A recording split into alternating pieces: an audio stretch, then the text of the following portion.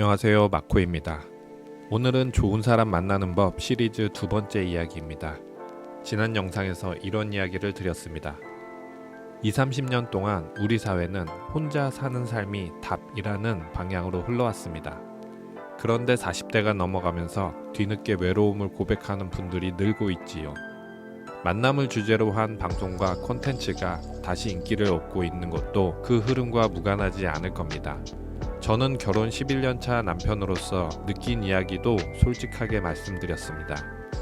내 편이 있다는 감각, 존재 자체가 위로되는 경험, 이런 것들은 혼자서 닿을 수 없는 영역이더라고요. 오늘은 여기서 한 걸음 더 들어갑니다. 사실 만남과 결혼이 주는 것은 위로에 그치지 않아요. 저는 결혼을 하면서 제가 참 많이 성장했다는 걸 느꼈습니다. 어쩌면 위로보다 오히려 이 성장이 더 큰 이점일 수도 있어요. 만남과 결혼의 경험은 우리를 성장하게 합니다. 자기 자신 이외의 다른 사람과 산다는 건 모든 것이 다르다는 뜻입니다. 부모와 사는 것도 그렇습니다. 어릴 때는 부모와 한 몸처럼 지내다가 자녀가 어느 정도 성장하면 부모는 나와 다르다는 걸 알아차리게 되고 각자의 방식으로 살아가게 되죠. 이는 배우자와 자녀도 마찬가지입니다. 아무리 사랑하는 가족이라도 생각이 다르고 취향이 다르고 삶의 방식이 다를 수밖에 없습니다. 이 지점에서 갈등이 생겨나는 거죠. 서로 다른 사람이 같이 살기에 피할 수 없습니다. 갈등이 생겼을 때 우리는 선택을 해야 합니다. 내 생각만 고집할 것인지 아니면 상대를 이해해 볼 것인지, 내 감정만 쏟아낼 것인지 아니면 상대의 마음을 한번 들여다 볼 것인지, 이 선택을 계속 연습하게 되는 게 만남을 하는 순간부터 결혼 생활까지 이어집니다. 배우자와 다툼이 생겼을 때 상대를 이해하려 노력하고, 자녀가 뜻대로 움직이지 않을 때 공감해 보려 하고, 가족을 위해 내 편의를 내려놓는 이타심을 발휘하는 등 이런 것들을 매일매일 연습하게 됩니다. 처음에는 잘 안 됩니다. 다투고 서운하고 속상한 날이 많았어요. 그런데 시간이 지나면서 어떻게 하면 잘 살아갈 수 있을지 고민하고 제 자신의 마음을 연습하다 보니 조금씩 익숙해졌습니다. 그리고 이 작은 사회에서 배운 것들이 더 넓은 사회에서 그대로 적용됩니다. 집에서 배우자를 이해하는 연습을 한 다음에는 회사에서 동료를 더욱 깊이 이해할 수 있게 되는 거죠. 혼자 산다면 이런 연습의 기회가 적어질 거예요. 물론 사회생활을 하면서 타인과의 관계를 배울 수 있습니다. 하지만 사회에서 배우는 관계와 가족 안에서 배우는 관계는 층위가 다릅니다. 여기서 제가 자주 보는 장면이 있어요. 사회에서는 타인에게 너무 잘하는데 가족에게는 잘하지 못하는 사람이 있죠. 회사에서는 예의 바르고 친절하고 배려심이 넘치는데 집에만 돌아오면 배우자와 아이에게 쉽게 짜증내는 경우입니다. 이런 경우 의외로 많습니다. 사회에서 잘하는 건 예의와 거래의 영역으로 서로 지켜야 할 선이 있어 그 안에서 잘 지내는 거죠. 그런데 가족 관계는 예의와 거래가 아닌 사랑의 영역이에요. 이 두 영역은 사람 간의 관계라는 점에서 같아 보이지만 많이 다릅니다. 여기까지 들으시면 이런 생각이 드실 수 있어요. 결혼만 하면 위로가 되고 성장하는 마음이 채워지는 건가? 같은 제도 안에 들어가 있어도 어떤 가정은 따뜻하고 꽉 차 있고 어떤 가정은 오히려 더 공허하고 힘들기만 합니다. 위로를 받기는커녕 집에 들어가는 것이 더 스트레스인 분들도 있죠. 결혼 후에 성장하기는커녕 자존감이 더 낮아지는 경우도 있습니다. 오히려 더 비어가는 분들도 많지요. 같은 제도 안에서 왜 이렇게 다른 결과가 나오는 걸까요? 많은 사람들이 연애를 시작하거나 결혼을 준비할 때 비슷한 기대를 품습니다. 나를 잘 이해해 주겠지? 나에게 잘 맞춰주는 사람을 만나고 싶어. 내가 힘들 때 나를 알아주고 챙겨주는 사람이었으면 좋겠어. 이런 마음들은 너무나 자연스럽습니다. 그런데 이런 기대를 품은 채로 만남과 결혼을 시작하면 대부분 뜻대로 흘러가지 않습니다. 상대도 똑같은 생각을 하고 있거든요.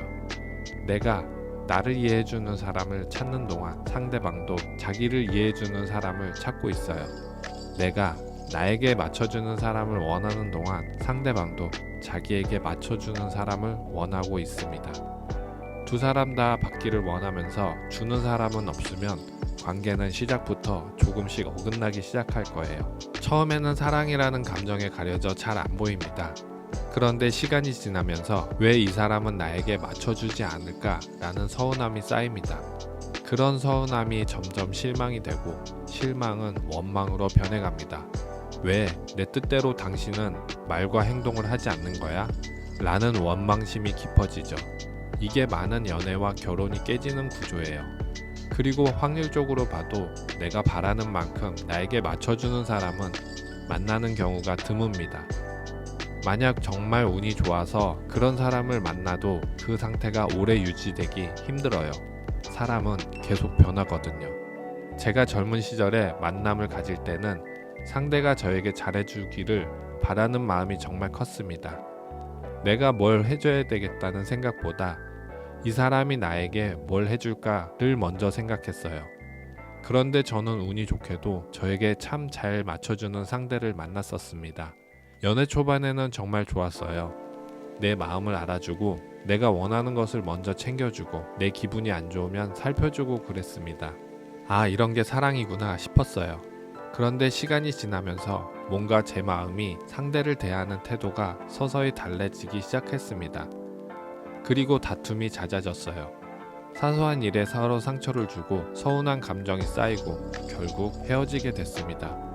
그때는 왜 헤어졌는지 잘 몰랐어요. 그냥 이 사람이 변했구나, 나에게 더 이상 잘해주지 않는구나 이렇게 생각을 했거든요. 불평도 많았고 원망도 많았습니다. 그런데 지금 돌아보면 그게 아니더라고요. 상대는 저에게 참 잘해주었고 최선을 다했습니다. 문제는 저였어요. 제 안에서 바라는 마음이 점점 커져갔거든요. 처음에는 고마웠던 것들이 시간이 지나면서 기본값이 되었습니다. 이 정도는 당연하지로 바뀐 것이지요. 그리고 제 기준은 계속 높아져만 갔습니다.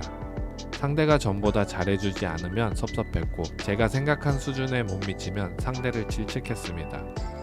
상대가 아무리 잘해주어도 저는 만족할 수 없는 사람이 되어버렸어요. 그때는 그걸 몰랐습니다. 왜 이 사람이 나한테 예전만큼 잘해주지 않는 거지? 이런 마음만 커져갔거든요. 시간이 한참 흐르고 나서야 보였습니다. 제가 바라는 마음으로 꽉 차 있으면 상대가 아무리 잘해줘도 그건 충분하지 않다는 것을요. 제 마음의 결핍은 밑빠진 독 같아서 아무리 채워도 계속 비어 있었습니다. 그 후 한참 지나 결혼을 하고 아이를 키우면서 저는 마음가짐을 바꿨습니다. 정확히 말하면 이렇게 살면 또 똑같이 되겠구나 싶어서 의식적으로 바꾸려고 노력을 했습니다. 바라는 마음보다 내가 뭘 줄 수 있을지를 먼저 생각하기 시작했어요. 대가를 바라지 않고 주려고 했습니다. 그랬더니 신기한 일이 벌어졌어요. 상대가 작은 것을 주어도 제 마음에는 큰 만족감이 들었습니다. 아내가 퇴근하고 돌아와서 오늘 고생했어 라고 한마디 해주는 것만으로도 마음이 꽉 차는 겁니다. 예전 같으면 그 정도는 당연하지로 흘러갔을 일들을 말입니다. 그리고 더 신기한 건 상대가 저에게 아무것도 주지 않아도 제가 기쁜 마음으로 줄 수 있게 됐다는 거예요. 아내가 힘들어 보이는 날에는 제가 알아서 저녁을 차리거나 아이를 챙기게 되었습니다. 예전에는 내가 왜? 라는 마음이 들었을 텐데 이제는 그런 마음 없이 그냥 해주고 싶어지더라고요. 그렇게 살다 보니 관계가 완전히 달라졌습니다. 아내에게 크게 바라지 않고 그냥 주려고 하다 보니 아내도 자연스럽게 제게 주게 된 것이지요. 서로 좋은 마음과 태도를 주고받는 관계가 되니까 집안의 분위기는 늘 안정적이고 화목하게 되었습니다. 아마도 많은 분들이 비슷한 과정을 겪을 거예요. 받기를 바라는 마음으로 시작한 관계가 어긋나는 데에는 분명히 구조가 있습니다. 첫 번째는 고마움이 당연함으로 바뀌는 것이에요. 처음에는 정말 고맙다, 어떻게 이렇게까지 해줄 수 있을까 싶었던 것들이 시간이 지나면 이 정도는 당연하지로 바뀝니다. 전에는 감사했던 것들이 이제는 권리처럼 느껴지게 되는 겁니다. 두 번째는 받기만 하는 쪽도 성장을 못합니다. 상대는 늘 나를 위해 희생하는데 나는 그 희생을 당연하게 여기는 사람이 되어가는 거예요. 내가 뭘 주는 연습할 기회가 없어지니까 내 마음의 근육은 약해집니다. 상대에게 의존하는 사람이 되는 거죠. 저는 받는 데만 익숙해져서 주는 근육이 없었던 거예요. 기대만 커지고 만족은 계속 줄어드니 악순환에 빠지게 된 겁니다. 세 번째는 맞춰주는 사람이 지쳐갑니다. 한쪽이 일방적으로 맞춰주는 관계는 언젠간 무너져요. 맞춰주는 쪽이 힘이 소진되어 떠나거나 받기만 하는 쪽이 권태에 빠지거나 관계의 불균형이 원망으로 바뀌게 되는 거죠. 제 젊은 시절 관계가 끝난 것도 이 구조 때문입니다. 상대가 변한 것이 아니라 관계 자체가 구조적으로 무너질 수밖에 없었던 거지요. 결국 꽉 찬 경험은 상대가 얼마나 잘해주느냐에 달린 것이 아니더라고요.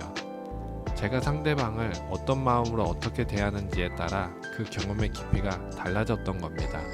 제가 결혼 11년 동안 느낀 따뜻함과 위로, 꽉 차는 감정은 그렇게 만들어진 것이었어요. 상대가 저에게 뭘 해주기를 기다리는 건 젊은 시절 저처럼 영원히 충족되지 않는 상태에 머무르는 길입니다. 오늘 영상의 핵심 주제는 이렇습니다.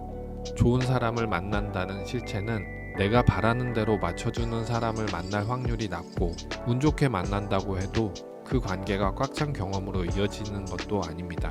오히려 받기만 하면 내 마음은 점점 비어가고 관계는 무너지거든요. 그럼 어떻게 해야 될까요? 답은 하나입니다. 내가 좋은 사람이 되는 거예요. 에이 뭐야 뻔한 이야기잖아 라고 하실 수 있는데 수많은 전문가들이 하나같이 이런 이야기를 합니다. 좋은 사람을 만나려면 우선 내가 좋은 사람이 되어야 합니다 라고 말이에요. 예를 들어 볼까요? 다이어트를 하려면 어떻게 해요? 라고 물으면 전문가들은 하나같이 식단과 운동을 하세요. 공부를 잘하려면 어떻게 해야 하나요? 좋은 공부법으로 제대로 공부를 열심히 하세요. 건강하려면 어떻게 해야 하나요? 술, 담배를 안 하고 잠을 잘 자며 운동을 하세요 라는 뻔한 답을 전문가들은 합니다. 우리가 무언가를 제대로 하려는 것에는 이미 답이 나와 있습니다. 좋은 사람을 만나는 것도 같은 이치예요. 낮은 확률에 기대어 막연하게 기다리는 건 정말 아까운 일입니다.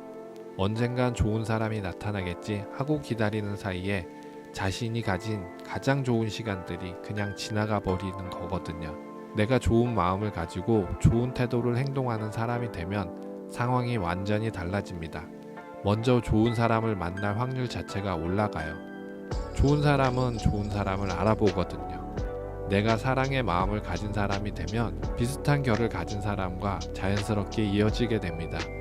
설령 평범한 사람을 만나더라도 관계가 좋은 방향으로 흘러갈 수 있는 거예요. 제가 결혼 후에 경험한 것처럼 말입니다. 제가 먼저 마음가짐을 바꾸니까 아내도 그 변화에 영향을 받았습니다. 사람은 자기를 진심으로 사랑해주는 상대 앞에서 변하더라고요. 처음에는 어색해 하다가도 시간이 지나면서 그 태도에 물들어갑니다. 그렇게 두 사람이 서로 좋은 영향을 주고받기 시작하면 진짜 좋은 관계가 만들어집니다. 좋은 사람을 밖에서 찾아 헤매는 것보다 내가 좋은 사람이 되어서 만나는 편이 훨씬 빠르고 확률도 높고 오래갑니다. 여기까지 들으시면 자연스럽게 이런 질문이 떠오르실 거예요.